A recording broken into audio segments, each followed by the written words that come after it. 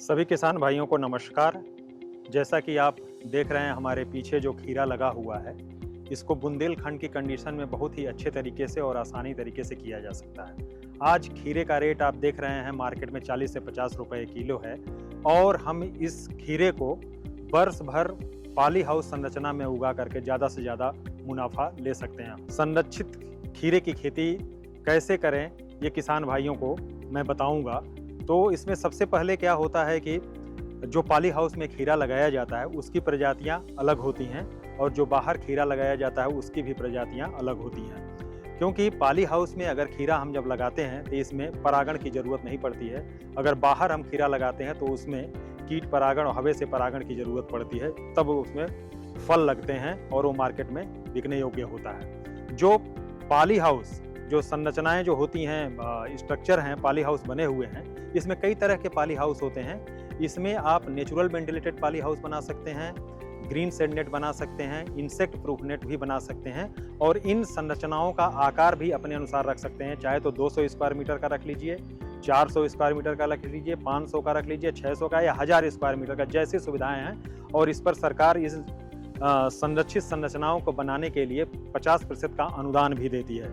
तो इस poly house में बुंदेलखंड के कंडीशन में जो है टेम्परेचर जो अप्रैल मई के महीने में बहुत ज़्यादा हो जाता है, करीब 45 डिग्री से ऊपर जाता है, 47-48 डिग्री चला जाता है और दिसंबर जनवरी में 2 से 3 डिग्री भी चला जाता है। तो इतने तापमान, ज़्यादा तापमान पे और कम तापमान पे सब्जियों की खेती करना थोड़ा सा कठिन हो जाता है।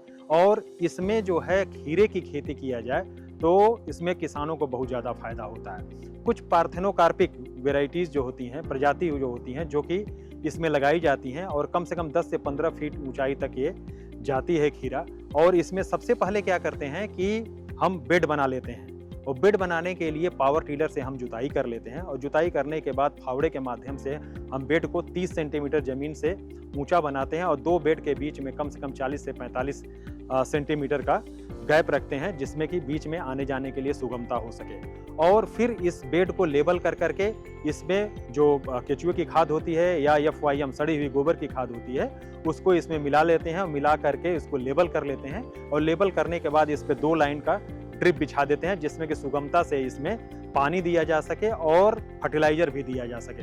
फिर इस पे 45 से 50 सेंटीमीटर की मार्किंग कर करके गड्ढे बना लेते हैं और जो हमारी पार्थेनोकार्पिक वैरायटी जैसे कुछ प्राइवेट सेक्टर की भी होती हैं और पब्लिक सेक्टर से भी कई प्रजातियां डेवलप हैं, जो कि पंतनगर से वैरायटी डेवलप है, पूसा न्यू दिल्ली में है, उससे भी कुछ प्रजाति खीरे की डेवलप है जो कि पॉली हाउस में लगाई जाती है। IHR बंगलौर में है, उससे भी डेवलप हुई हैं प्रजाति जो कि ये पॉली हाउस में लगाते हैं। इन प्रजातियों को लेकर करके और 45 से 50 सेंटीमीटर पे एक बेड पे 2 लाइन में इसको लगाते जाते हैं और 5 से 6 दिन के बाद इसमें अंकुरण चालू हो जाता है। फिर उसको धागे के माध्यम से बांध कर करके ऊपर इसको बढ़ाते रहते हैं और करीब इसमें 30 से 35 दिनों के बाद फ्लावरिंग स्टार्ट हो जाती है और फ्रूट लगना स्टार्ट हो जाता है।